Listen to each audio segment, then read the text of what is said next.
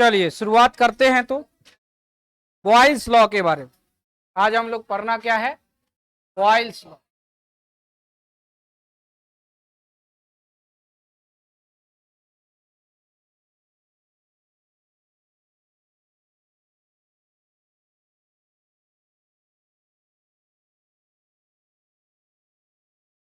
Boyle's law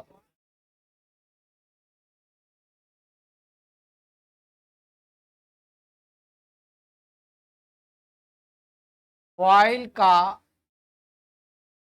नियम।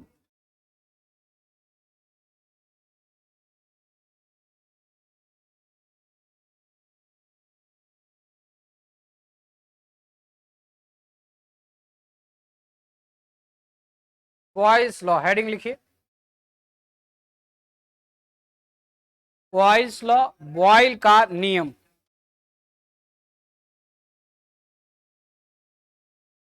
देखिए, at constant temperature, at constant temperature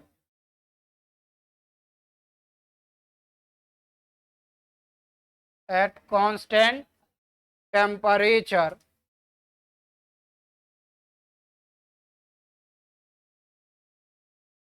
volume of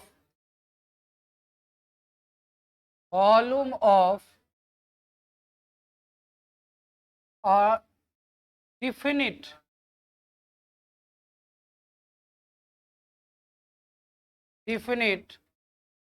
or fixed amount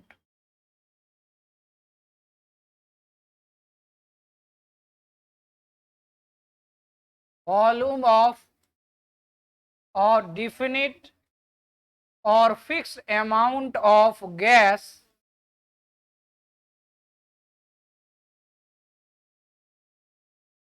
definite or fixed amount of gas is inversely proportional is inversely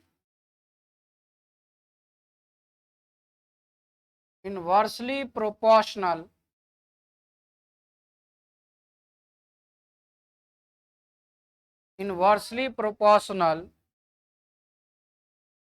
to its pressure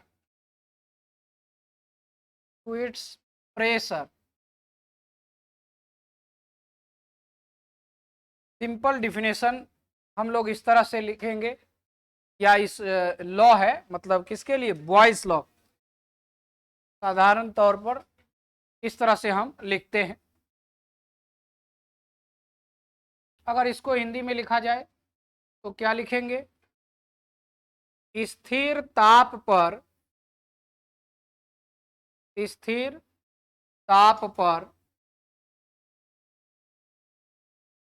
किसी निश्चित मात्रा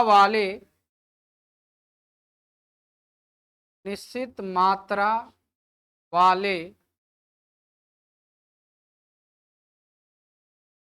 gas का आयतन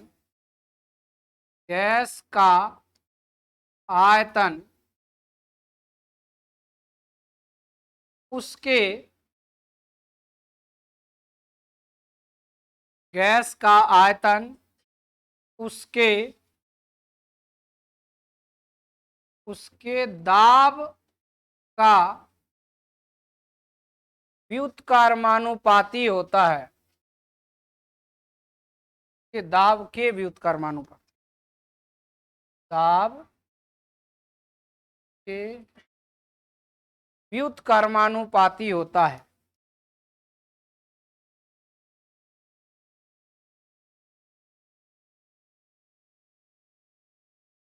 व्युत्क्रमानुपाती होता है।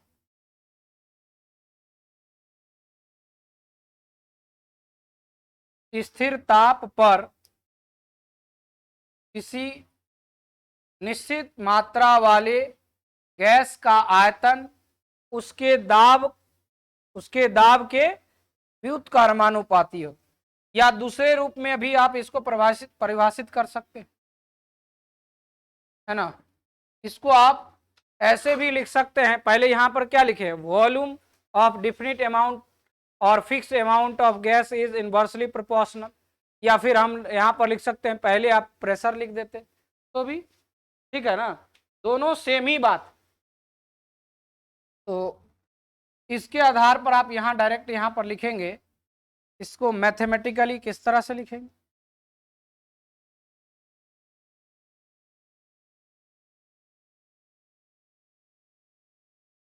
यानी वॉल्यूम जो है वह इनवर्सली प्रोपोर्शनल होता है प्रेशर, और ये काम किस पर होता है, at constant temperature, constant T and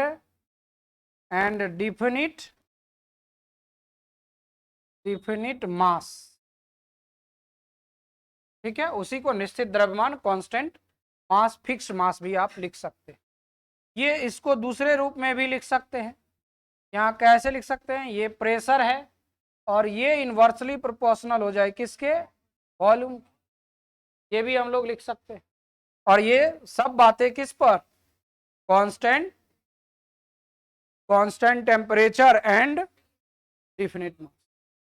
बात समझ में आए। अब इसको थोड़ा सा और ऊपर बढ़ाते हैं, देखो यहां पर अब देखना ध्यान से,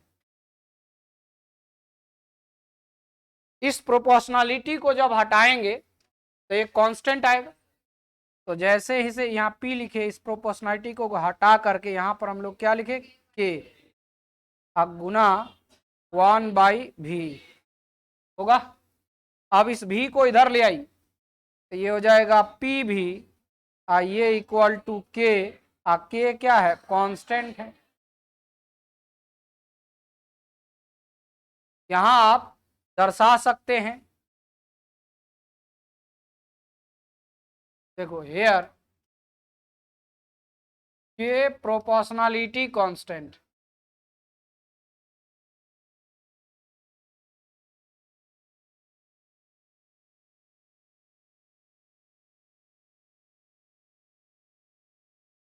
K कैसा है, प्रोपोर्शनलिटी कांस्टेंट, इसको हम लोग समानुपाती स्थिरांक बोलते हैं।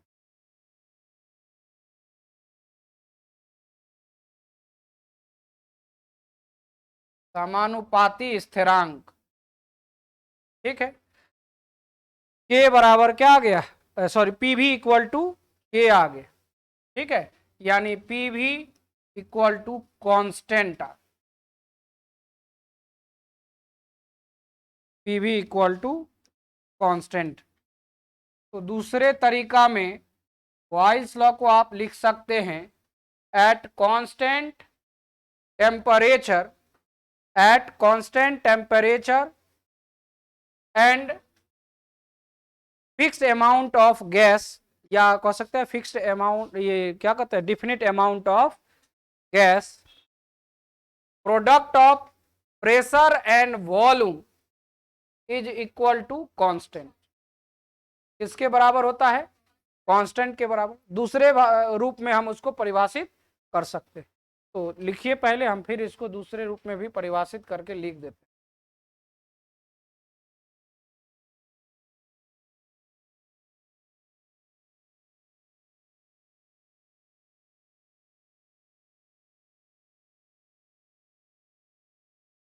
हाँ लिखो लिखो, पहले हम हट ही जाते हैं।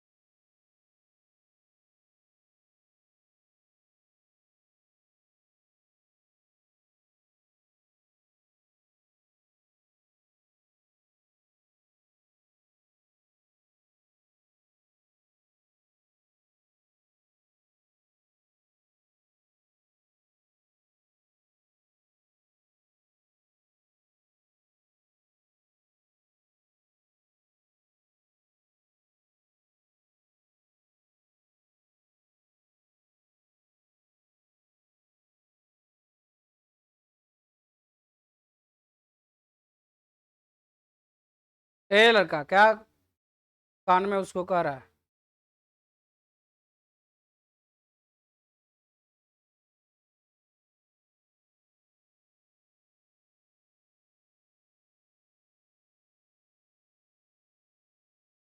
इसको बढ़ा दें ऊपर।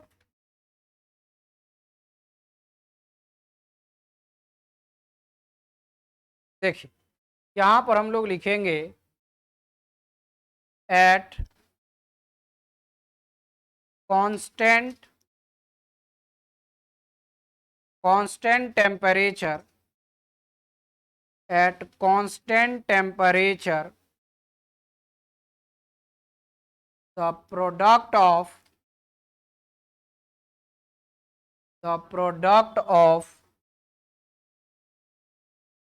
pressure and volume of a fixed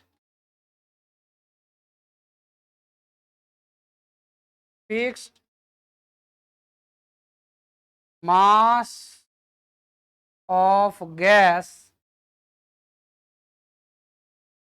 is constant,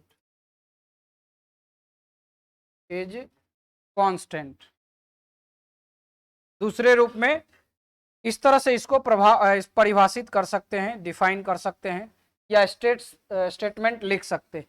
eight constant temperature the product of pressure and volume of fix amount of gas या fix mass of gas is constant. किसके बराबर होता है? कांस्टेंट के बराबर होता है, या सिंपल स्थिर होता है लिख सकते हैं। निश्चित ताप पर किसी निश्चित द्रव्यमान वाले गैस का आयतन और दाब के गुणनफल कांस्टेंट होते हैं, स्थिर होते हैं। ऐसा स्टेटमेंट हम लोग इसको बना सकते हैं। ठीक है, क्या लिख सकते हैं? यहां हम लोग लिख सकते हैं स्थिर ताप पर किसी निश्चित द्रव्यमान वाले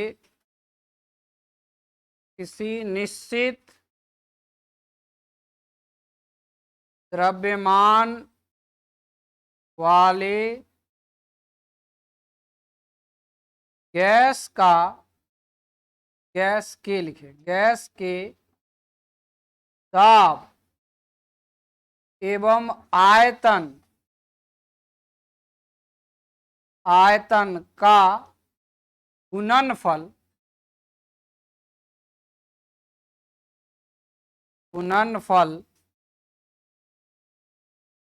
किसी निश्चित द्रव्यमान वाले गैस का दाब एवं आयतन, किसी गैस के दाब एवं आयतन का गुणनफल स्थिर होता है,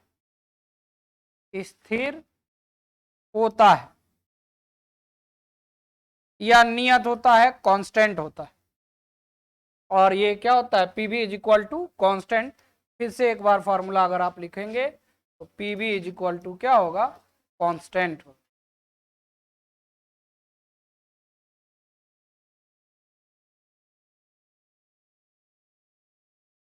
अगर यही चीज देखिए कि दो कंडीशन पर अगर देखें, दो कंडीशन कहने का मतलब कंडीशन 1 और कंडीशन 2 जब वो चेंजिंग होता है, तो वैसे परिस्थिति में अगर ये देखिए कि यहाँ से ये एक परिस्थिति है और ये एक दूसरा परिस्थिति है, और इस पूरे परिस्थिति में टी को कांस्टेंट रखा जा रहा है।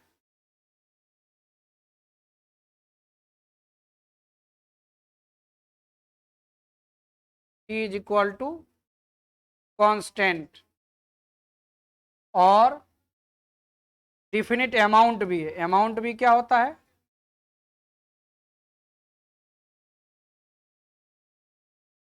डिफिनिट अमाउंट, निश्चित द्रव्यमान वाले।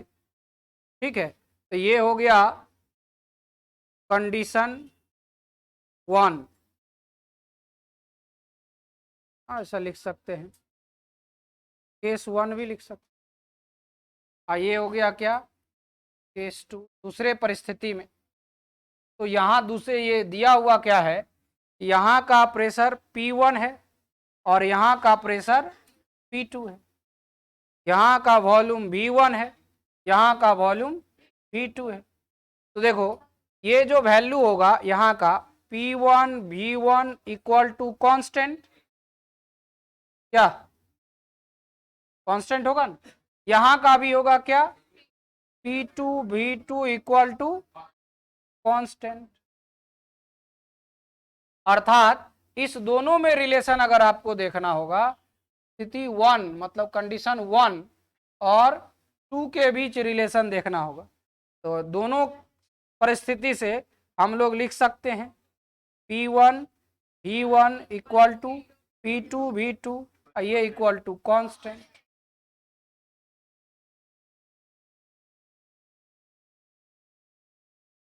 या फिर और भी रहेगा तो P3 V3, मतलब T सब जगह कांस्टेंट आ रहा है, यानी फाइनली जो फॉर्मूला है P1 इसका रिलेशन P1 और P2 के बीच, V1 और V2 के बीच, ये हो जाएगा P1 V1 और इक्वल टू P2 V2, ये आ जाएगा। अब आपको कोई भी जैसे एक को इसको एक साथ लिख सकते हैं, तो एक साथ लिखेंगे तो P1 बाई P2, ये V2 बाई V1, या अगर इसको उल्टा करोगे तो ये उल्टा हो जाएगा, नहीं हो जाएगा। वो तो डिपेंड करता है कि कैसे आपको किस रूप में क्या कैलकुलेट करना है ना। जैसे मान लो V2 निकालना है तो सबको इधर ले आओ, V2 इधर रहेगा, सब इधर आ जाएगा, है ना। अगर P1 निकालना है तो सबको इधर भेज दो, बात समझ रहे हैं ना। तो लिखिए, फिर इसका ग्राफिकल रिप्रेजेंट बताते हैं।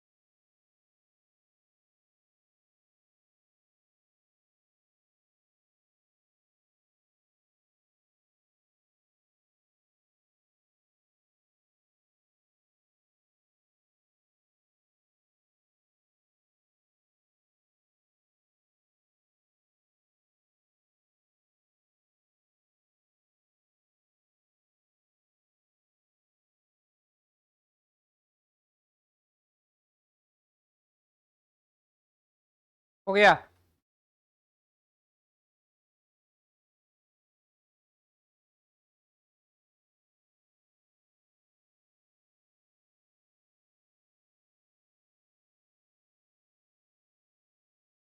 को भी लिखना है, ऐसा नहीं कि इसको छोड़ देना।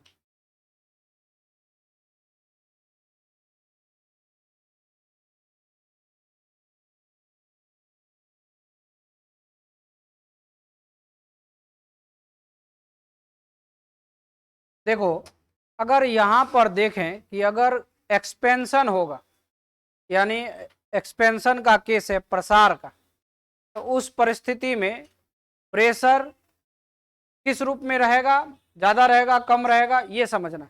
जैसे देखो ये क्लासरूम, ठीक है, अगर मान लीजिए कि इसका वॉल्यूम मान लेते हैं भी है, मानने में क्या जाता है ना, वॉल्यूम क्या है, भी है इस पूरे क्लास का, और इस समय मान लेते हैं V1 है, V1 है, भी नहीं V1 मान लेते हैं, और इसका प्रेशर कितना है, P1 है, मतलब हम लोग बैठे हुए हैं जिसके कारण से सभी लोग, हम तो खड़े हैं, आप लोग बैठे हुए हैं, है ना, तो प्रेशर मान लेते हैं कितना लग रहा है, P1 है।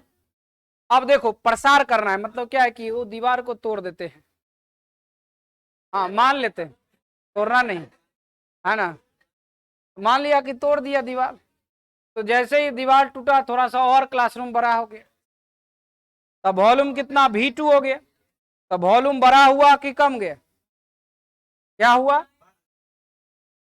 क्या किया, उसको तोड़ दिए, और जैसे ही और बड़ा हो गया, मतलब क्लासरूम जैसे ही बड़ा हो गया तो वॉल्यूम तो बढ़ गया, तब प्रेशर घट गया कि बढ़ गया, अब बताओ, अभी सब यहाँ नजदीक नजदीक बैठा हुआ था, अब क्या है और फैल हो जाए तो प्रेशर क्या हो जाएगा, वही बात यहाँ पर है। यहाँ हम केस नंबर 1 को डील करेंगे।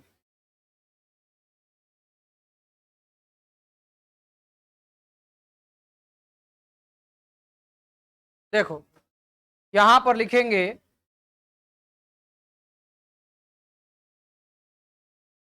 For expansion, for expansion, expansion मतलब होता है प्रसार के लिए, या विस्तार भी लिख सकते, ठीक है, प्रसार के लिए या विस्तार के लिए भी, फैलने के लिए, है ना, बहुत सारा है लेकिन हम यही लिखते हैं। तो देखो यानी अभी हमारे पास क्या है कि जो इक्वेशन जो P1 V1 में है, यानी पहले हमारे पास देखो यहाँ ये वॉल्यूम है, थोड़ा सा इसको हम यहां से लेते हैं,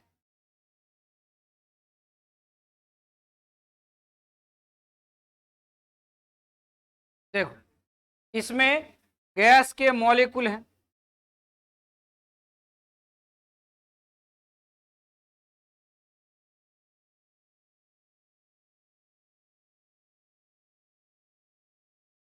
थोड़ा सा अच्छा से सजा देते हैं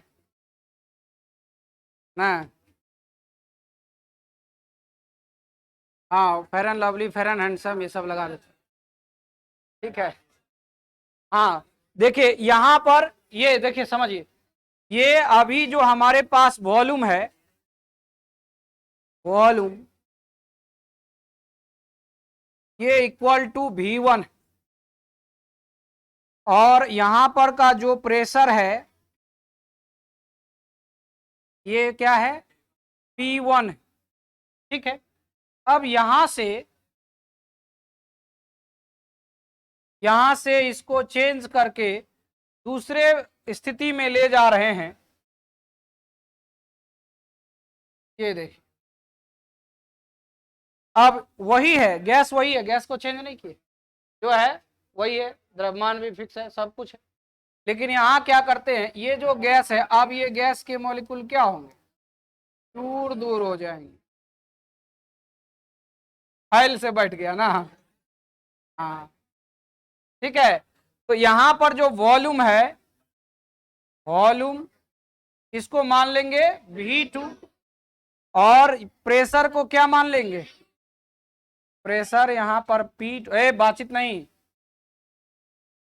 अब यहां से देखो ये किस प्रकार का काम कर रहे हैं, एक्सपेंशन, एक्सपेंशन में बढ़ना, वॉल्यूम का बढ़ना, है ना, तो जैसे ही है तो इस केस में समझिएगा वॉल्यूम जो V2 है वो ज्यादा है और V1 क्या है, कम, है ना, तो हेंस प्रेशर, प्रेशर क्या होगा, P1 ज्यादा होगा और P2 कम होगा, देख रहे हो, अगर ये 2 वाला समझो, 2 वाला भी में 2 ज्यादा होगा तो यहाँ प्रेशर में 1 वाला ज्यादा, ठीक है। यही काम, यही यदि हम लोग किसमें करते हैं, यदि इसी का संकुचन करवाएं, कंप्रेसर, यहां लिखेंगे फॉर कंप्रेशन, कंप्रेशन संकुचन के लिए,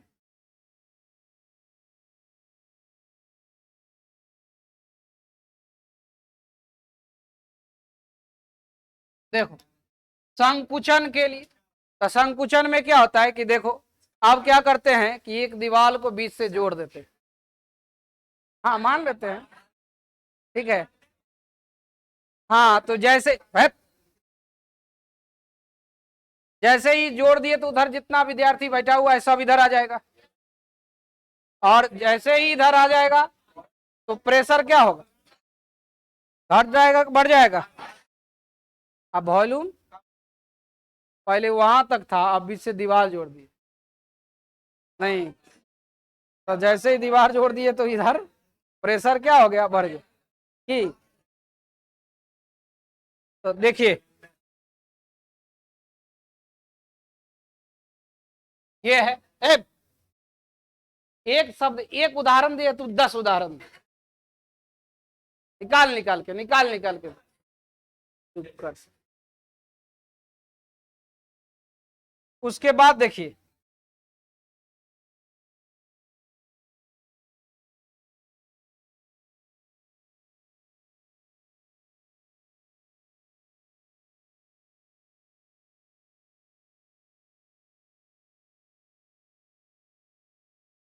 अब ये है किस प्रकार के कर दिए, बड़ा था और यहाँ छोटा हो गया। यहाँ पर जो गैस के जो मॉलिक्यूल्स हैं दूर दूर पर, मतलब ये आयतन, अरे सिंपल है, हम लोग इतने जानते हैं कि जो गैस का जो गैस जो होता है वह जिस बर्तन में रख दीजिए उसी का आयतन को ऑक्युपाई कर लेता है। इसका कोई अपना आयतन नहीं है और न ही इसका अपना आकार है, कोई भी आकृति में ढल जाता है। देखो अभी इसको हम ऐसे वाला बर्तन में रख रहे हैं, देख रहे हैं, तो ऐसा ही हो जाएगा। इसमें देखिए ये आयताकार था तो आयताकार जैसा, इसलिए थोड़ा सा ये भी चेंज कर दिए हैं, ठीक है। और ये तो बात स्पष्ट रूप से जानते हैं कि इसके मॉलिक्यूल भले दूर दूर रहते हैं, वो तो इसके प्रॉपर्टी में ही है, लेकिन आयतन में भी देखिए क्या हो रहा है कि जिसमें रख दीजिए उस बर्तन का जो आयतन होगा वही हो जाए, अगर बड़ा है तो बड़ा, छोटा है तो छोटा, खाली प्रेशर और वॉल्यूम का हम लोग रिलेशन देखना चाहें।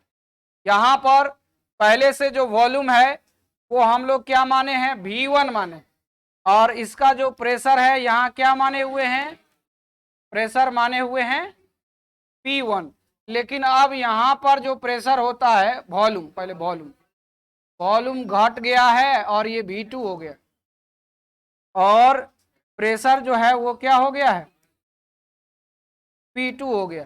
तो इस केस में हमारे पास क्या लिखाएगा, वॉल्यूम देखिए ये कम है, V1 वाला क्या है, ओ गलती ना हो गया, हाँ V1 वाला ज्यादा है और V2 क्या है, जबकि हाँ V2 ज्यादा हो गया, V1 कम गया। तो जैसे ही V1 ज्यादा होगा तो इसका उल्टा बात होगा, है ना। तब प्रेशर में देखो, प्रेशर कौन ज्यादा, P2 ज्यादा होगा किससे, P1, देखो 1 का अपोजिट नहीं हो गया। तो इस तरह से ये ऑब्जेक्टिव टाइप क्वेश्चन भी रहता है, टिक मार्क क्वेश्चन भी रहेगा, तो आप इस तरह से बना सकते हैं। क्लियर है। अब ग्राफिकल रिप्रेजेंटेशन पर चलो। हाँ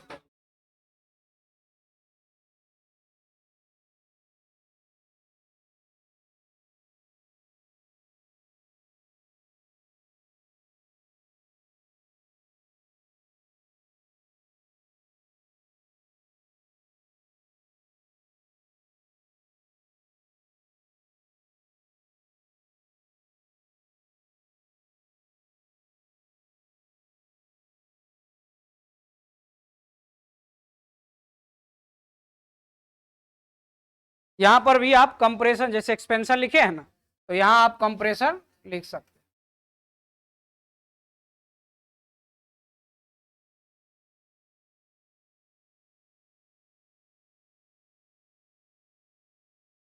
संकुचन या सिकुड़न भी लिख सकते, ये तो प्रसार है।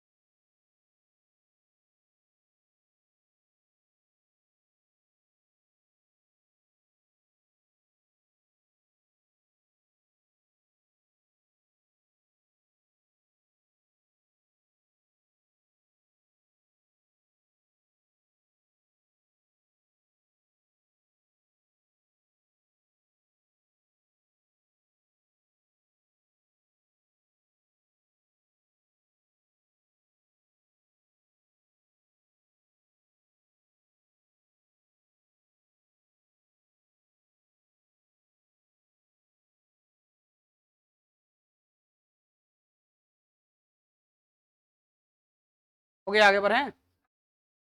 नहीं हुआ, लिख लो।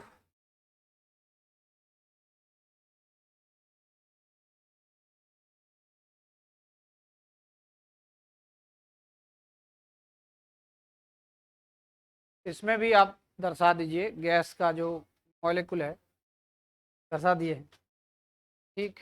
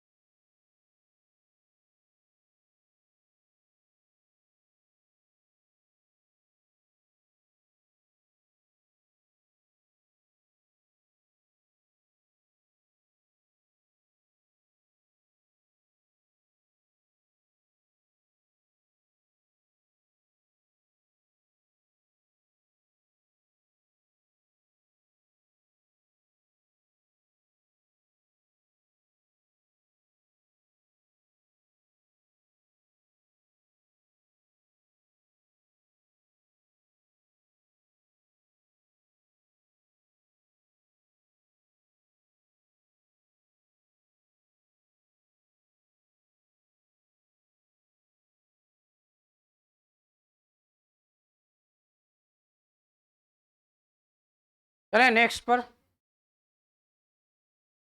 कितना देर से लिख रहा है?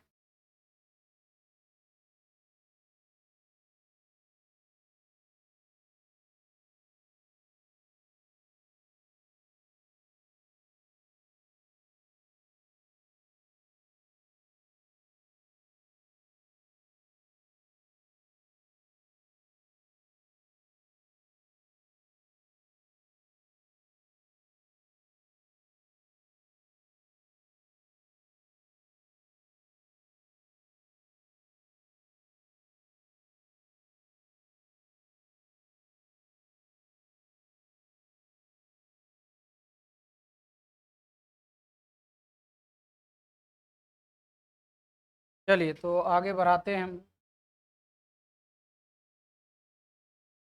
देखिए लिखेंगे graphical representation, graphical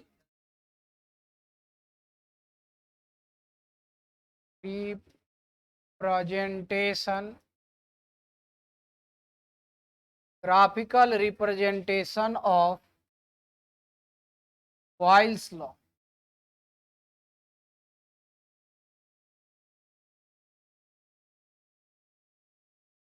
graphical representation of Boyle's law.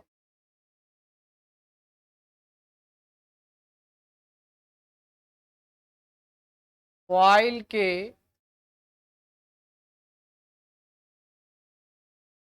Boyle के नियम का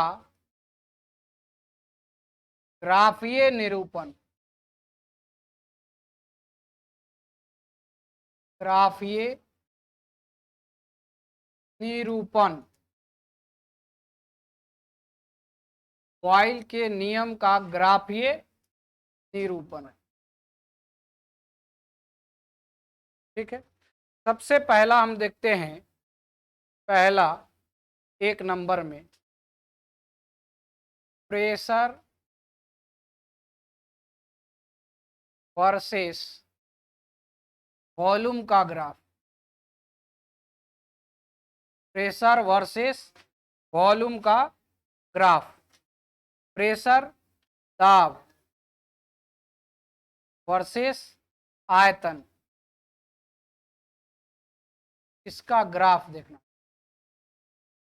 ठीक है, तो देखो जैसे ही प्रेशर और वॉल्यूम का है मतलब पीवी कर्व होगा। क्या होगा? PV curve. तो आइए समझते हैं इसको। हमारे पास क्या आया था? PV is equal to constant, यही ना आया। और आप मैथमेटिक्स से x इंटू वाई का ग्राफ जानते हैं। x into y equal to constant है। x into y equal to constant का graph, x into y equal to constant. इसका ग्राफ कैसा होता है पता है? नहीं पढ़ा है? हाँ, ये नहीं पढ़ा है? एक्स फिजिक्स में तो कई बार आया होगा यूज। नहीं है कि क्या है, याद नहीं। देखो एक्चुअली में देखो यहां समझो, इसका जो ग्राफ है रेक्टेंगुलर हाइपरबोला, रेक्टेंगुलर हाइपरबोला, ये मैथ में बहुत बार यूज होगा और फिजिक्स में भी हुआ हो।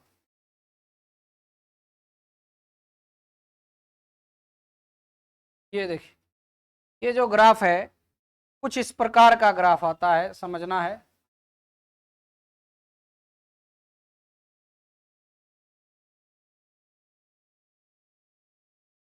ठीक है, तो ये जो है x इंटू वाई का ग्राफ है। अगर ये एक्सिस क्या होगा? y है, तो ये एक्सिस क्या होगा? x। तो 3 अलग अलग टेम्परेचर के लिए देखो, ये पार्टिकुलर इस पूरे प्रोसेस में इसको आइसोथर्मल कर्व भी कहते हैं। आइसोथर्मल कर्व इसीलिए कहते हैं क्योंकि टेम्परेचर पूरा में क्या होता है? कांस्टेंट होता है। टेम्परेचर कांस्टेंट होता है। देखिए ये हम इसका ग्राफ यहां खींचना चाहते हैं।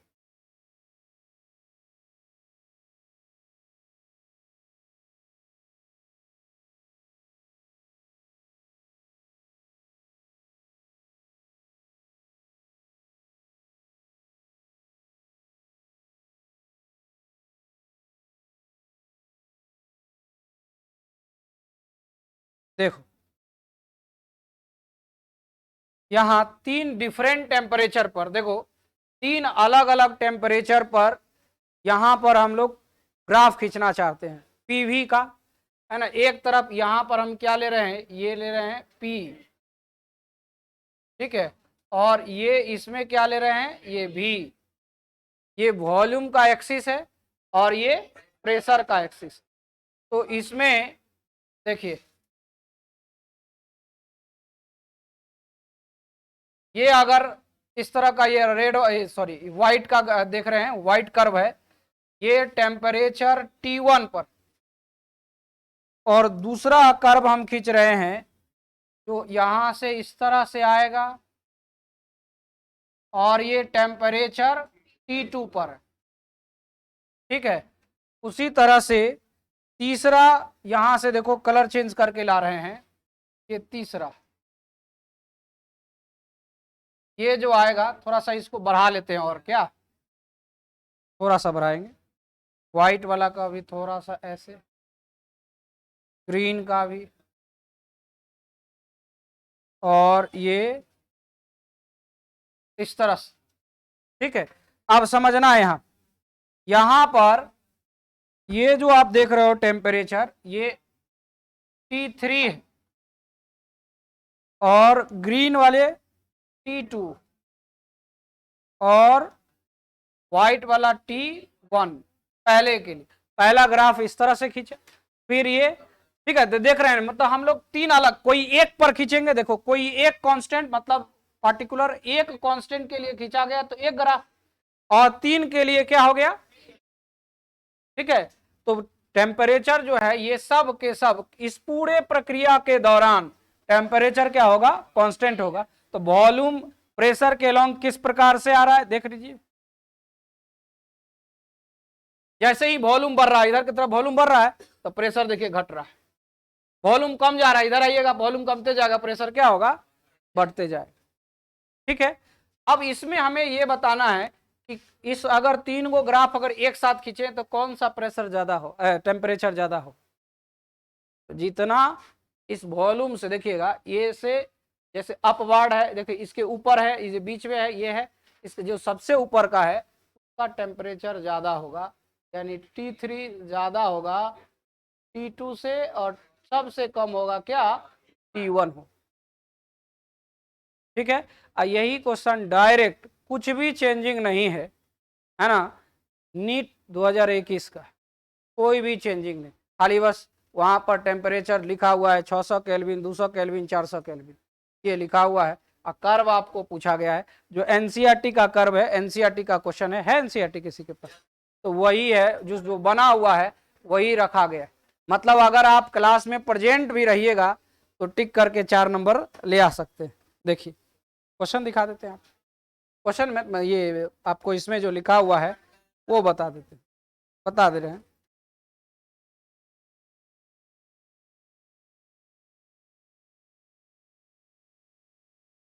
ये देखिए है बुक, यहां पर आप देख रहे हैं रेड है, ग्रीन है, और एक बैगनी कलर का दिया गया, तो उससे कोई मतलब हम कोई कलर ले, यहाँ 200, यहाँ 400, यहाँ 600, ये यही उतार करके रखा हुआ है वहां। ऑप्शन में आपको ढूंढना है बॉयज लॉ के लिए प्रेशर वॉल्यूम ग्राफ कौन है सही, करेक्ट चूज, है ना। क्वेश्चन यही है, थोड़ा सा हम देख लेते हैं इसमें है मेरे मोबाइल में क्या क्वेश्चन है।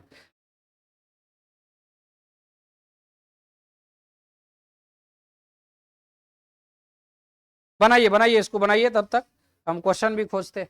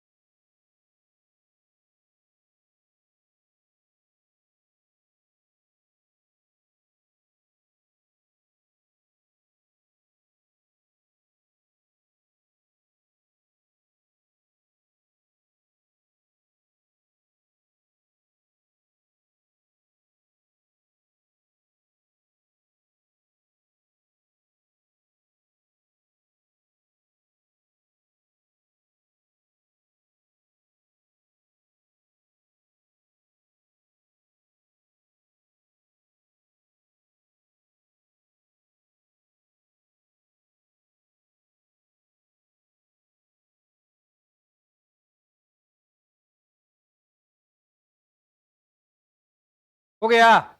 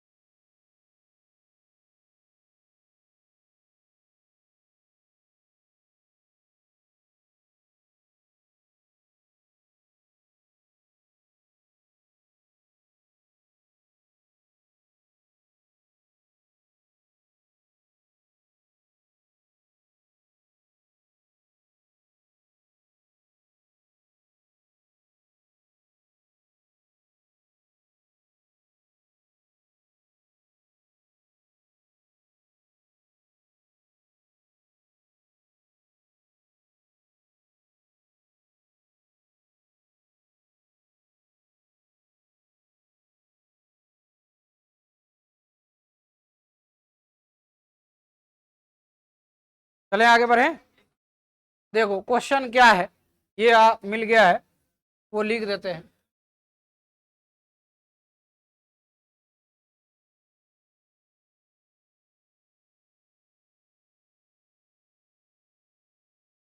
ये क्वेश्चन है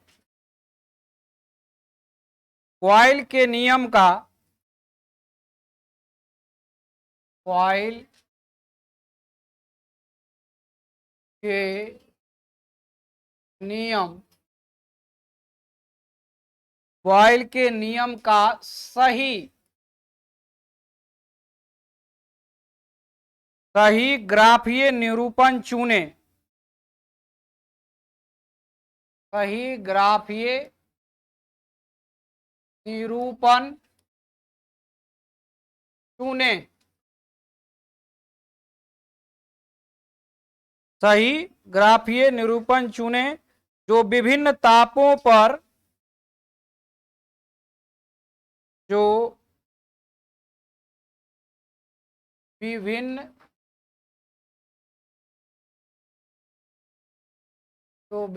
तापों पर गैस का दाब और आयतन को प्रदर्शित करता है, गैस का दाब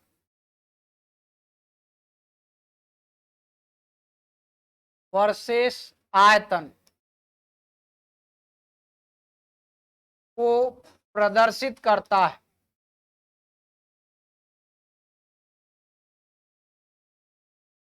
प्रदर्शित करता है। ये इस तरह का दिया हुआ है, यानी ये बॉयस लॉ का जो निरूपण है उसको पूछा जा रहा है, और किस रूप में है, उसका ग्राफ दिया हुआ है। ग्राफ देखिए बनाया हुआ है 1 नंबर में, 1 नंबर में जो ग्राफ है वो इस प्रकार दिया गया है। थोड़ा छोटा यहां बनाएंगे।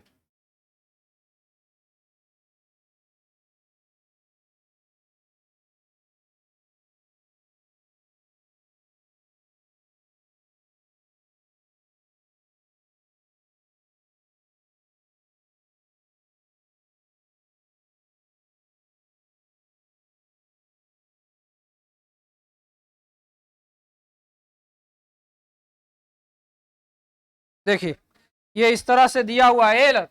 पहला ग्राफ में आपको दिया गया है, यहाँ ये है 600 केल्विन, ये बीच वाला है 400 केल्विन, और सबसे नीचे 200 केल्विन।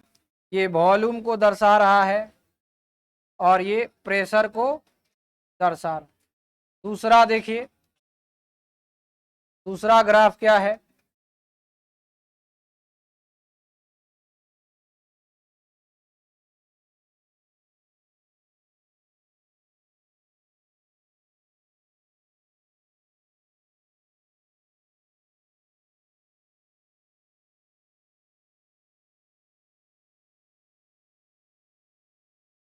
दूसरा में भी ऐसा ही है।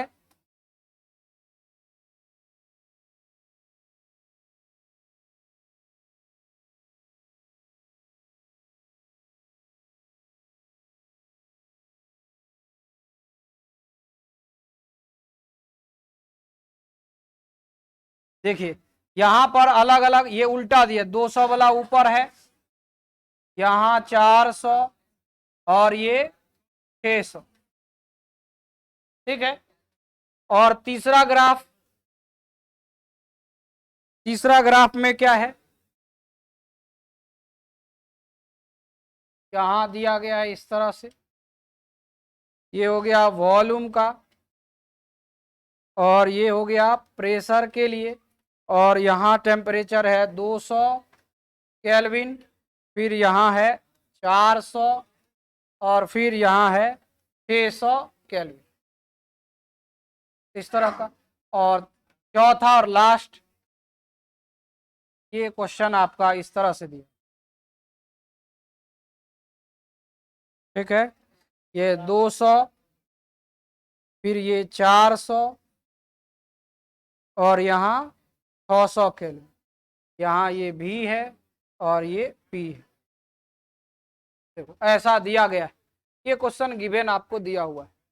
अब इसमें पूछ रहा है कौन सही ग्राफ है।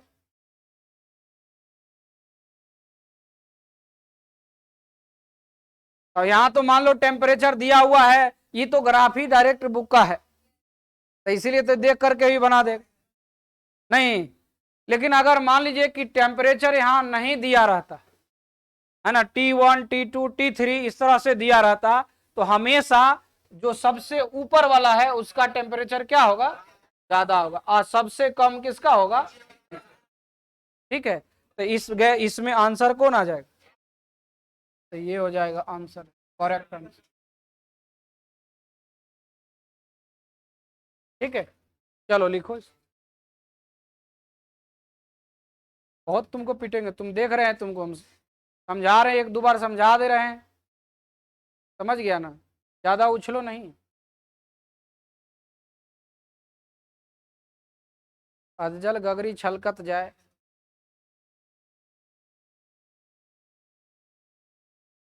अब जब लिख रहे हैं, जब लिखना है तो लिखना है, इंतजार कर रहा है, लिखो लिखो ना तुम। हाँ हिंदी में लिखो।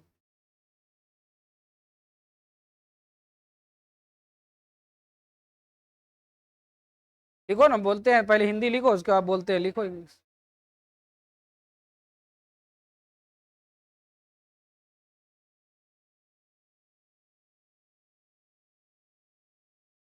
देखो ना,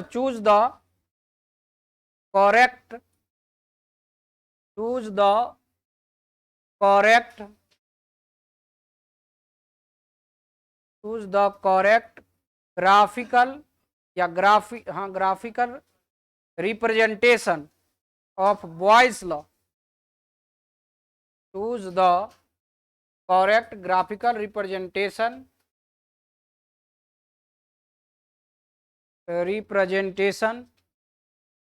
of Boyle's law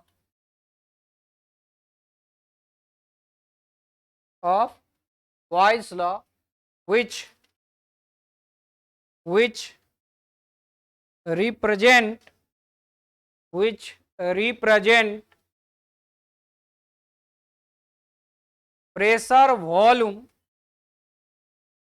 represent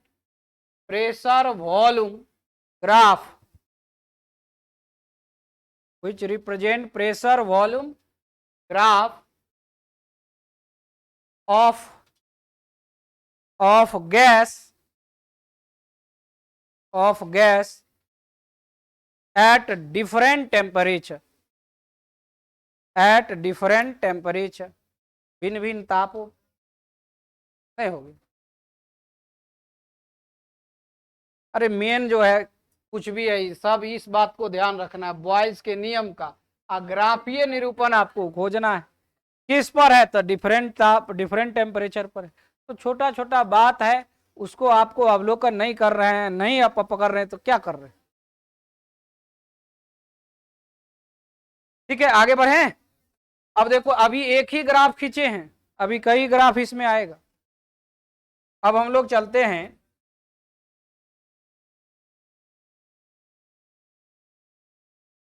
अब अगला दूसरा नंबर ग्राफ देखो।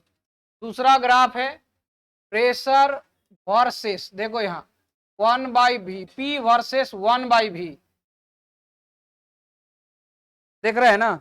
अब इसका जो व्युत्क्रम है उसके रूप में ग्राफ अगर आपसे पूछा जा रहा है, तो उसके लिए फॉर्मूला जो है वो किस तरह से होगा, यानी P वर्सेस 1/v, यानी v जो यहां था इसको 1/v कर देंगे, तब कैसा ग्राफ हो जाए। देखो आप क्या पढ़े हैं, P equal to K into 1/v, यही ना होगा, पढ़े ना अभी इक्वेशन। इसको सेट करेंगे कैसे, अब इतना बात नहीं आ रहा है, क्या आ रहा है, मैथमेटिक्स के विद्यार्थी तो बायोलॉजी वाला इससे ज्यादा सीख रहा है, हम तो देखे हैं, तो बायोलॉजी में तो उसमें पहले हो गया पढ़ाई, हम लोग से ये सब पहले हो गया, उसमें चार्ल्स लॉ भी हो गया, समझ रहे हैं। अब तुम लोग तो एकदम है सुस्त चल रहा है, तो हम क्या करें, सुस्ती में चल रहा है तुम लोग। यहाँ देखो लिखने में 3 घंटा लगाता है। हाँ ऐसे करना है। देखेगा ऊपर क्या लिखेगा, अगर मान लो कोई लिखा बॉयज तो देखे बी, फिर एक बार देखेगा, फिर ओ देखेगा, फिर वाई देखेगा, एल देखेगा, ई, तब जाके लिखेगा। तो क्या होगा, टाइम नहीं लगेगा। आप एक जैसे बॉयज लॉ लिखे तो बॉयज लॉ एक बार में आपको आ जाना चाहिए, तब ना एक लाइन में लिख दे। हो सकता है एक आध को बीच में भूले तो उसको देख लीजिए, लेकिन आप एक एक अक्षर लिखिएगा टाइम में। चलो यहां देखो इसको क्या लिखे, वाई एक्स एक्सिस और वाई एक्सिस के लंब, ये वाई इसको एम और इसको एक्स, तो वाई बराबर एम एक्स का ग्राफ मालूम है, कहां से जाता है, ये किसका ग्राफ है, वाई बराबर एम एक्स किसका ग्राफ है, पाराबोला का, मुंह फोड़ देंगे पूर्वक लड़का के। ये स्ट्रेट लाइन का ग्राफ, इक्वेशन किसका, इक्वेशन स्ट्रेट लाइन का है, तो इसका ग्राफ स्ट्रेट लाइन हो, कर है पाराबोला है, कोई बोला हाइपर बोला है, इलिप्स तो कुछ नहीं बोला है, पारा भी बोला हाइपर भी बोला, लेकिन इलिप्स चुपचाप रहता है, वो कुछ नहीं बोलता है, काय नहीं बोलता है। हाँ अरे पारा बोलता है ना जी, हाइपर भी बोला, पारा बोला, हाइपर बोला, लेकिन इलिप्स कुछ नहीं बोला। अरे इलिप्स का मुंह बंद होता है तो कहां से बोलेगा, अरे इलिप्स ऐसे होता है, इसीलिए बंद है तो नहीं बोला है। पारा बोला कैसे होता है ना, ये ऐसे आता है। हाइपर बोला कैसे होता है, दोनों तरफ से हो जाता है ना, तो इसीलिए बोलते है, इसका मुंह खुला हुआ है तो बोल रहा है। चलो तुम लोग जो है सो ये सब ज्ञात करने में ठीक आसानी से रहेगा यार। हाँ हाँ चलो यहाँ देखो, इसका जो ग्राफ होता है स्ट्रेट लाइन होता है, कैसा होता है, ये इक्वेशन है किसका, स्ट्रेट लाइन का। तो देखो स्ट्रेट लाइन को हम लोग कहां से लिखेंगे,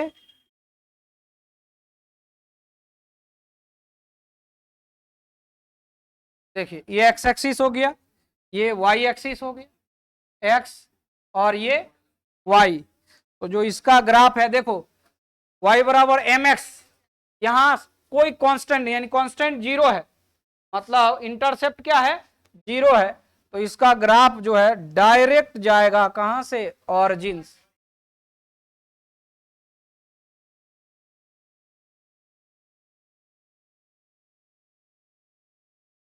ठीक है, ये कहां से जाएगा, ऑरिजिन से। देखिए ये ऑरिजिन से, ये इसका इक्वेशन, ये जो ग्राफ है इसका इक्वेशन क्या होगा, y is equal to M X हो जाए, y is equal to M X. यहां स्लोप क्या होगा, स्लोप m, स्लोप क्या है m, ठीक है, y is equal to M X का हो गया। अब यहां पर जो हम लोगों के लिए है, p को y माने हैं, k को m माने हैं, और x को 1/v माने, तो इसका मतलब ये भी ग्राफ कैसा होगा, स्ट्रेट लाइन, और कहां से जाएगा, ऑरिजिन से जाएगा। तो इसको इधर बढ़ा लें, ये किसके लिए बना है, ये जो ग्राफ आप देख रहे हैं किसका है, y बराबर एम एक्स। इस अगर हमको ये डायरेक्ट आता तो इसको जरूरत नहीं था, लेकिन हम इसीलिए बता दिए क्योंकि आप लोग तो खुद फन कर रहे हैं, तो इसलिए ये भी बता दिए कि ध्यान रखना, इसी के जैसा इसका ग्राफ होगा। अर्थात इसके लिए जब हम ग्राफ खींचेंगे अलग अलग टेम्परेचर पर, यहाँ पर पहले हम इसको बना लेते हैं,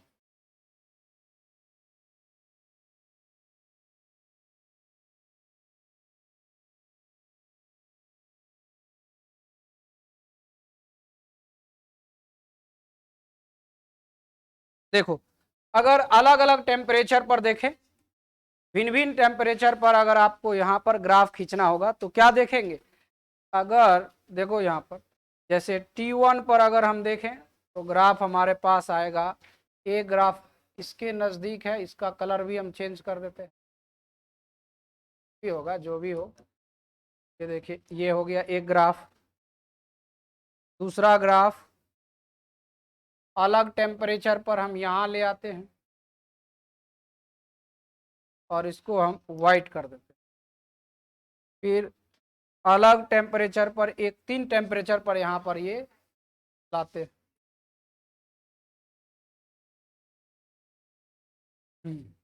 देखो ये इस तरह का 3 डिफरेंट टेम्परेचर पर, समझो ये 3 डिफरेंट टेम्परेचर पर, यहां पर इसको क्या लिखेंगे, ये किस एक्सिस हो गया, ये किस प्रकार का एक्सिस हो, 1/v एक्स होगा, इसका खींच रहे हैं, ये तो खींचिए दिए, इसी तरह सेट करना है ना है, यानी ये 1/v को x माने तो जैसे जिस तरफ x का एक्सिस है उधर क्या होगा, और ये कौन सा एक्सिस है, ये होगा p का, ये किसके लिए होगा, p, है ना। और यहां पर समझिएगा, यहां पर क्या है कि ये जो इक्वेशन हम लोग लिखे हैं, ये p is equal to k into 1/v के लिए, तो k हमारा स्लोप बताएगा, ठीक है, k स्लोप को दर्शाएगा, तो k ये स्लोप को बताता है, यहां से ढाल, स्लोप मतलब क्या होता है, ढाल होता है, तो उसी को ढाल को दर्शाएगा क्या, k। अब यहां पर जिस तरफ प्रेशर है, अभी देखो थोड़ा देर पहले अभी हम लोग टेम्परेचर वगैरह को लिखे थे, अब यहां पर अगर मान लीजिए कोई गिवन टेम्परेचर दिया रहेगा कि मान लो 400 डिग्री 600 डिग्री या 200 डिग्री, तब वो तो देख करके उसके अनुसार से लिख देंगे, लेकिन अगर ऐसा दिया हुआ इसको T1, ये T2 और ये T3, तो कौन ज्यादा होगा, T3 क्या होगा, ज्यादा होगा किससे, T2 से, और कम सबसे कौन होगा।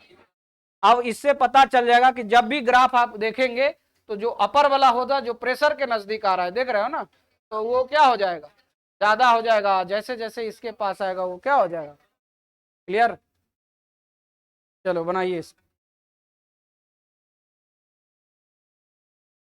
हाँ हाँ, स्लोप क्या होगा,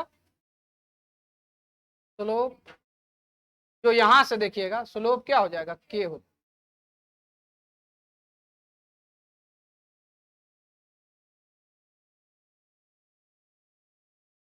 अगर केवल एक ही टेम्परेचर पर निकालेंगे तो कोई एक ताप का आप दिखाएंगे,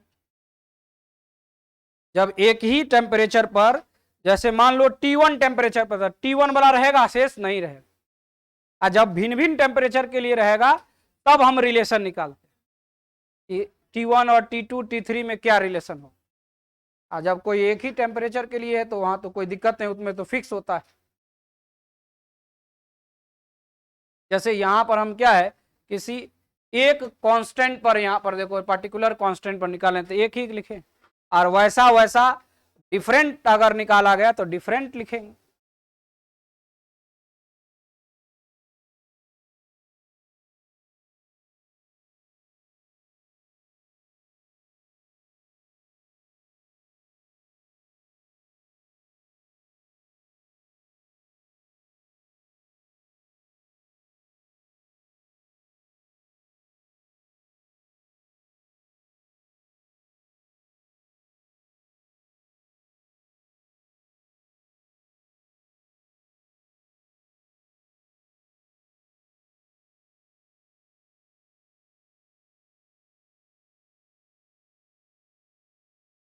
हाँ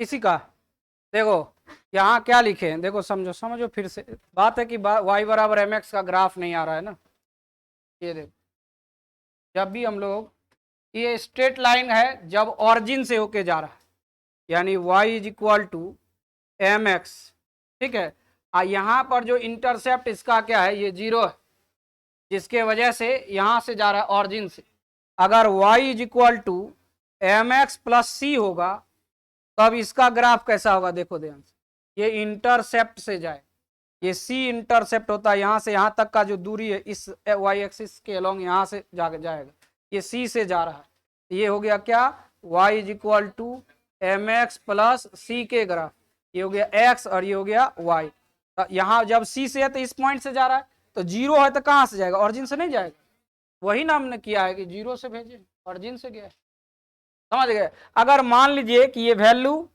यहां पर ये रहता क्या, निगेटिव रहता है, तो निगेटिव में क्या होता है, तो इंटरसेप्ट जाएगा नीचे, है ना, माइनस वाले पर समझिएगा हमारी बात। यहां पर देखो, यहां स्लोप जब निगेटिव होता है तो स्लोप जब आगे हम बताएंगे, जब स्लोप निगेटिव होता है तो ग्राफ नीचे की तरफ देखिए यहाँ स्लोप क्या है, पॉजिटिव है तो ऊपर है। क्यों? क्योंकि टेन थीटा का मान फर्स्ट कोऑर्डिनेट में पॉजिटिव होता है, ऑल पॉजिटिव होता है। अभी हम कोऑर्डिनेट भी बताएंगे, फर्स्ट कोऑर्डिनेट में क्या होता है, सेकंड में क्या होता है, थर्ड में क्या, ये सब जो बेसिक है आप पहले से भी जानते हैं, लेकिन हमको भी यहाँ जरूरी है तो एक बार हम बताएंगे आपको। जैसे कैसे देखिए, सब जो ग्राफ बता रहे हैं, जैसे y बराबर एम एक्स का ग्राफ बता रहे हैं, y बराबर एम एक्स प्लस सी का ग्राफ, वो भी हम बताएंगे आपको।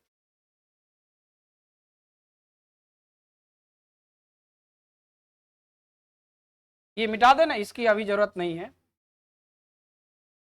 इसकी जरूरत।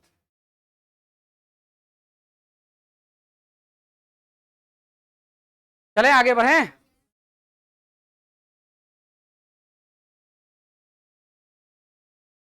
देखो अगला ग्राफ जो है, ये कहा जा रहा है कि अगर कितना नंबर होगा, 3 नंबर, पीवी, देखो यहाँ ए, पीवी वर्सेस वी, पीवी क्या है, कांस्टेंट है, PV is equal to constant.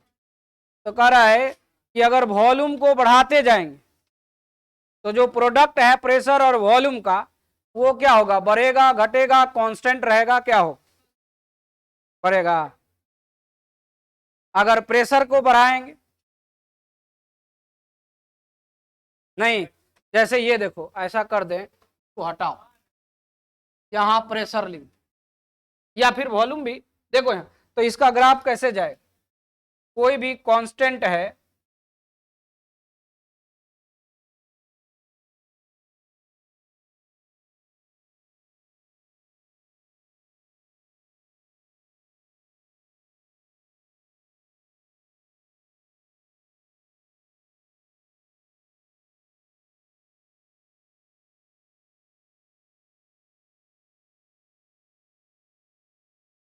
देखो इसमें क्या देखते हैं, यहां पर हम लोग क्या देखते हैं, ये प्रेशर है, मान लेते हैं ये प्रेशर है, और ये जो है ये पीवी का है, ये तो कांस्टेंट, इस पूरे लाइन में सब जगह पीवी क्या होगा, चाहिए कितना बढ़ाते जाइए। बात समझ में आया? उसी तरह से अगर इसी को ऐसे लिखते, ये तो हो गया इसके लिए, तीसरा हो गया पीवी वर्सेस, मतलब ये पूरा क्या हो जाएगा, कांस्टेंट हो जाएगा। इसको हम लोग क्या, यहां से यहां तक क्या वैल्यू रहेगा, क्या कांस्टेंट रहेगा, जो भी कांस्टेंट का वैल्यू होगा, के का जो वैल्यू होगा वही होगा कांस्टेंट। एक लाइन में अगर प्रेशर देखिए, इस पर कहीं पर भी जाइएगा, जैसे इस पॉइंट पर देखना हो, मान ले तो इस पॉइंट पर जैसे ही देखो, देखो समझने के लिए इस बात को कर रहे हैं, तो इस पॉइंट पर यहां से हम लोग इस पर परपेंडिकुलर डालेंगे, देखो यहां से परपेंडिकुलर इस पर आएगा 90 डिग्री आया, तो जैसे ही इस पर परपेंडिकुलर आपने डाला 90 डिग्री, तो यहाँ का जो प्रेशर होगा वो आपको क्या मिलेगा, P1 मिला, लेकिन यहाँ का जो वैल्यू मिलेगा वो P1 V1 है तो P1 V1 ही मिलेगा, ठीक है। यानी नेक्स्ट अगर और बढ़ाइएगा और दूसरे पॉइंट पर भी देखना चाहते हैं, जैसे यहां पर देखना चाहते, देखो तो इस पर देखेंगे, यहां से इस पर परपेंडिकुलर डालो,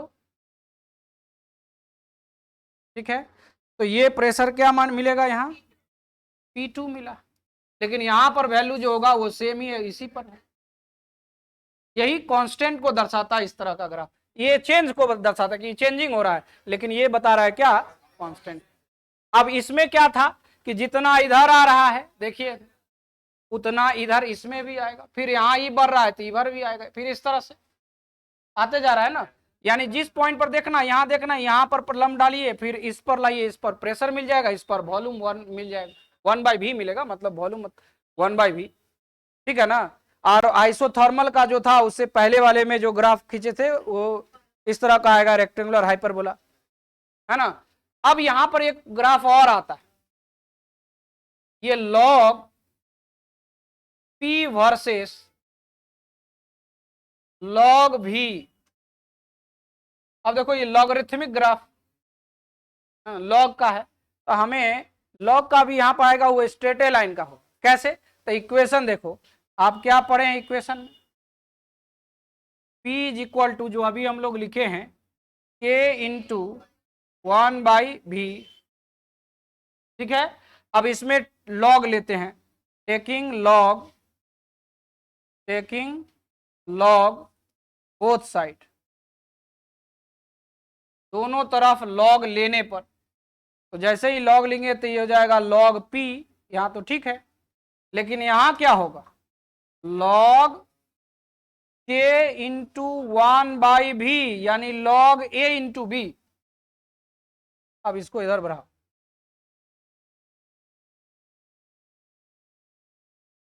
यहां जो आएगा ये किस फॉर्मूला पर बेस्ड हो गया, इसका फॉर्मूला हो गया, देखो एक फॉर्मूला लॉग में आप पढ़े हैं, a into B, log a into B बराबर क्या होता है, log a plus log b। अब इस सब में जो बेस 10 लेते हैं, सब में हम बेस 10, आप केमिस्ट्री में पढ़े, मैथ में पढ़िएगा तो डिफरेंट बेस उस लेकर के बनाइएगा। हम लोग जहां पर भी ले रहे हैं बेस कितना ले रहे हैं, 10 ले रहे हैं, सब जगह बेस 10। ठीक है, तो इसीलिए हम लोग यहां पर लिखने का जरूरत नहीं है कि बेस क्या है। ठीक है, तो इसका फॉर्मूला केवल हम आपको यहां पर लिख दिए, तो क्या लिखे, log a इंटू बी है तो उसके लिए log a plus log b होता है, तो यहां पर भी देखो ये log a इंटू बी पर है, तो इसका भी एक्सपेंड करेंगे तो कैसा आएगा, देखो ये आएगा log, पहले तो p रहेगा ही, तो log p रहेगा, ये इस पर सेट होगा, तो log k, इधर वाले log k, आप प्लस इसको भी सेट करेंगे तो log 1/v, भी नहीं 1/v, पूरा मिला करके आपको b मानना हो। और अब यहां पर आप ऐसा कर सकते हैं कि देखो यहां ये जो इसको इस तरह से लिख देते हैं, देखना क्यों लिख रहे हैं वो भी बताएंगे। ये यहां लिखते हैं -1, या ऐसा कर log e पर पावर -1, कोई दिक्कत, कैसे लिख दी, तो देखो यहां क्योंकि आप जानते हैं कि 1/x जो होता है उसको हम लिख सकते हैं x पर पावर -1, लिख सकते हैं, तो वही ना कि 1/v है तो उसको क्या कहे, v पर पावर -1। और एक और लॉग का प्रॉपर्टी है जो आप पढ़े हैं कि x टू log x पर पावर n है, इसका मतलब है n log x, होता है ना फॉर्मूला। तो देखो ये n है, ये n है, ये x है, तो ये n क्या होता है, आगे मल्टीप्लाई, देखो यहाँ मल्टीप्लाई हुआ है तो ये आगे मल्टीप्लाई होगा, तो हमारे पास इक्वेशन आ जाएगा log p equal to log k minus, इसको प्लस पहले रहने देते हैं बाद में माइनस करेंगे, -1 और log क्या हो गया क्या, अब ये प्लस माइनस माइनस, तो इसको आप ऐसे लिख सकते हैं log p, यहां हो जाएगा log k minus log p, ऐसा लिख सकते हैं, या डायरेक्ट ऐसा भी कर सकते हैं, इसको पहले लिख देंगे इसको बाद में कर देंगे, यानी इसी को आप इस तरह से भी लिख सकते हैं, देख लो ये हो जाएगा log p बराबर, पहले लिखते हैं कि -1 और ये log कितना, log v plus log k, क्या लिख सकते हैं बोलो। अब जैसे ये लिखेंगे तो देखो इसका सेटिंग हो गया, कैसा सेट हो गया, ये y में सेट हो गया, ये पूरा को y मान लेंगे, ये जो है कांस्टेंट ये m हो जाएगा, ये जो कांस्टेंट ये हो जाएगा x हो जाएगा log v वाला, ये log कांस्टेंट वाला c हो जाएगा, तो y बराबर mx प्लस c। लेकिन यहाँ निगेटिव है, स्लोप कैसा है, निगेटिव है, तो जो स्ट्रेट लाइन का ग्राफ क्या होगा, नीचे की तरफ। अब उसके वो बताते हैं, पहले इसको नोट करिए।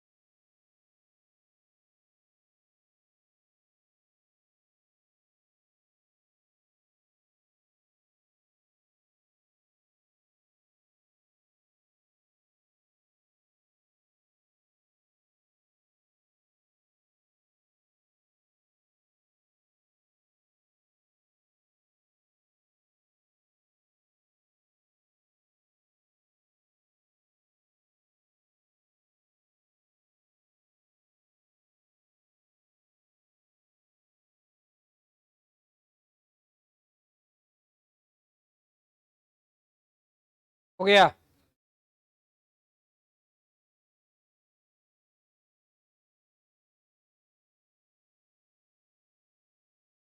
देखिए यहाँ जो आया इक्वेशन, ये किस पर सेट हुआ है, ये y बराबर mx प्लस सी। यहाँ पर स्लोप पॉजिटिव, स्लोप क्या है, पॉजिटिव, लेकिन इस इक्वेशन में क्या है, नेगेटिव है। तो उसके लिए काम करना है, तो पहले आप पॉजिटिव जानिएगा तब नेगेटिव आएगा। तो देखिए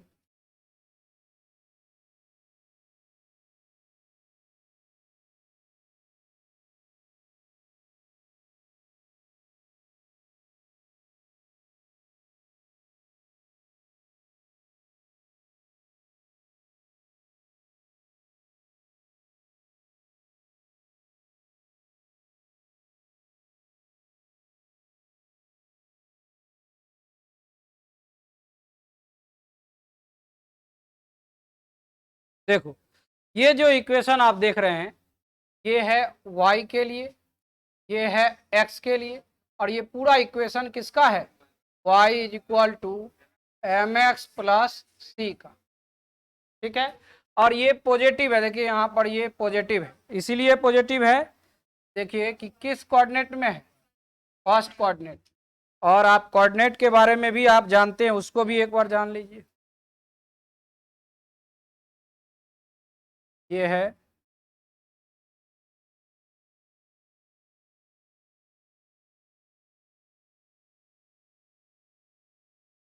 देखो, यहाँ पर आप पहले से भी ये जानते हैं, ये फर्स्ट कोऑर्डिनेट है, ये क्या है, सेकेंड है, ये क्या है, थर्ड है, ये क्या है, फोर्थ कोऑर्डिनेट।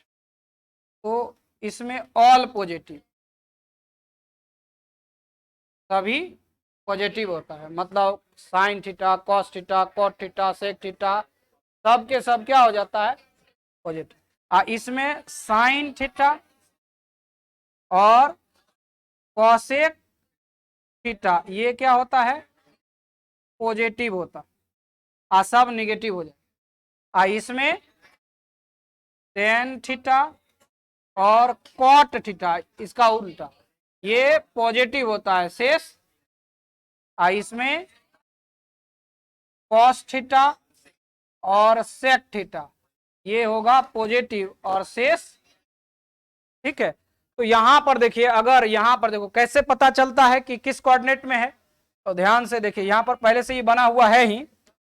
ये देखो, ये जो लाइन है ना, जैसे इसके बगल में ये खींचे हैं, तो थोड़ा इधर बढ़ा लेते हैं।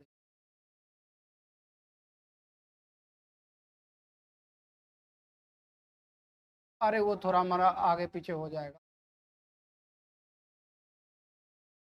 ठीक है, ऐसे मान लेते हैं।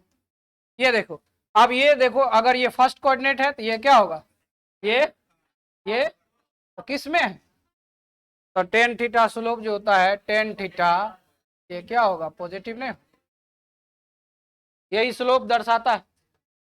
ठीक है, तो पॉजिटिव होगा, तो वही बात यहां पर है, लेकिन हमको चाहिए निगेटिव। तो निगेटिव कब होगा, जब इसमें आ जाए, इधर हो जाए, इधर आएगा तो फिर पॉजिटिव हो जाए। तो या तो इसमें हो या तो देखते हैं चेक करके कि किस, क्या, हाँ लिख लीजिए, इसको पूरा कंप्लीट करेंगे तब ना, आधे पर छोड़ दें तब। इधर ये हो गया है ना, ये इधर का कौन बचा हुआ, तो जल्दी करो ना इसको, कौन है, तो सेट करना है, वो तुमको नहीं आएगा इतना।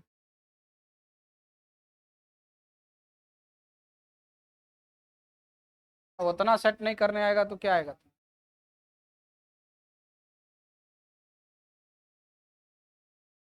इसके बाद क्या करना है, ये हो गया किसके, y बराबर एम एक्स प्लस सी के लिए। अगर यही रहता y is equal to minus M X plus C, देखिए अब इस बार जो स्लोप है वो नेगेटिव है, इस बार क्या है, स्लोप नेगेटिव है। और जब स्लोप नेगेटिव हो जाए, तो देखिए जहां से स्लोप का ये आ रहा है, उसी से क्या होगा, नीचे की तरफ हो जाए।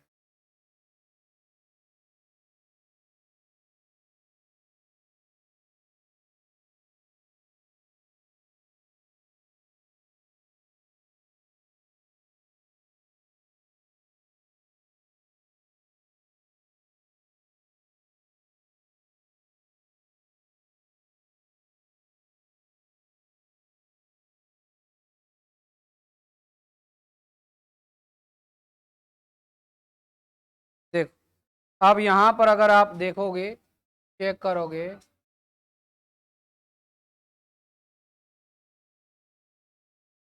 ये आ गया, और यहां पर जो ग्राफ है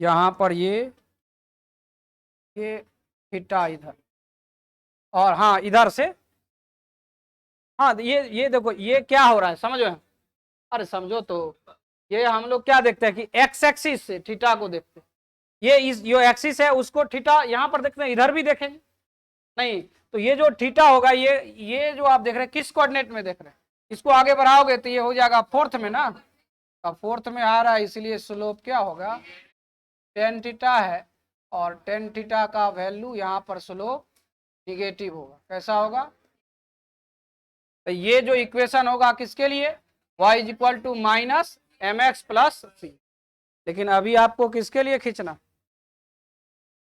आपका ग्राफ क्या है,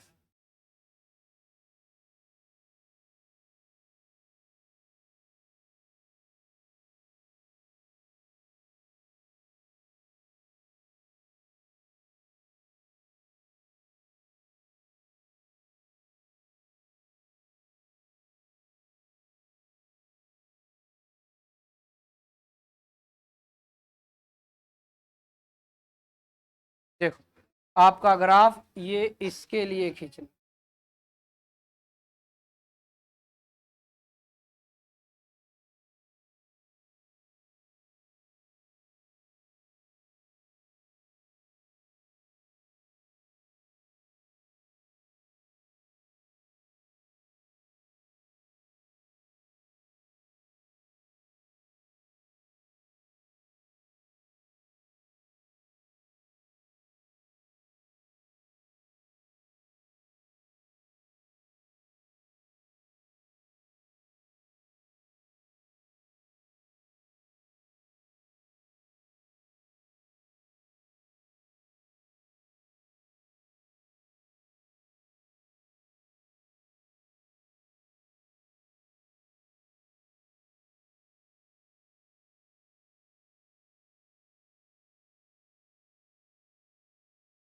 देखो ये जो एंगल है इसके लिए ना आ जाएगा,